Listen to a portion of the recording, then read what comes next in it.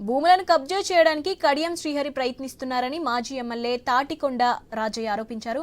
ఇద్దరు మంత్రులను లెక్క చేయకుండా అధికార దాహంతో భూములను కబ్జా చేస్తున్నారని మండిపడ్డారు. బినామీ పేర్లతో దేవునూరు, ముప్పారం, ఇనుపరాతి గుట్టలను కబ్జా చేయడానికి కడియం అల్లుడు నజీర్ ప్రయత్నిస్తున్నారని ఆరోపించారాయన.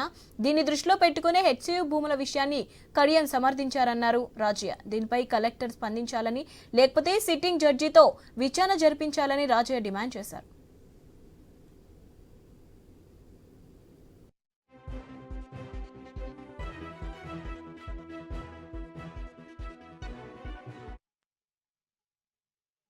గుట్టలు దేవునూరు సంబంధించిన దాదాపు 3,945 ఎకరాలు 1967లోనే గుర్తించి రిజర్వ్ ఫారెస్ట్ కావాలని చెప్పేసి ప్రపోజల్ చేయడం జరిగింది. కానీ ఈరోజు భూ కబ్జాదారులు ప్రత్యేకంగా కడియం శ్రీహరి గారు ఎమ్మెల్యేగా గెలిచిన తర్వాత ఇప్పటికే 100 కోట్ల ఆస్తులు సంపాదించుకొని ఇప్పుడు భూముల మీద పడ్డాడు. ప్రత్యక్షంగా తన కూతురైన కావ్య ఎంపీ గారి భర్త నజీర్ ఇన్పరాతి గుట్టలను కబ్జా చేయడం కోసం బినామీ పేర్లతో దాదాపు 2,000 ఎకరాల భూమిని కబ్జా చేయడానికి అటు కలెక్టర్ను గుప్పిట్లో పెట్టుకొని మరి మొత్తం కూడా ఇప్పటికే అడవులను మొత్తం కూడా నరికేయడం జరిగింది. బుల్డోజర్ పెట్టి నిన్నటికి మొన్న బుల్డోజర్ పెట్టి మొత్తం కూడా నరికేయడం జరిగింది.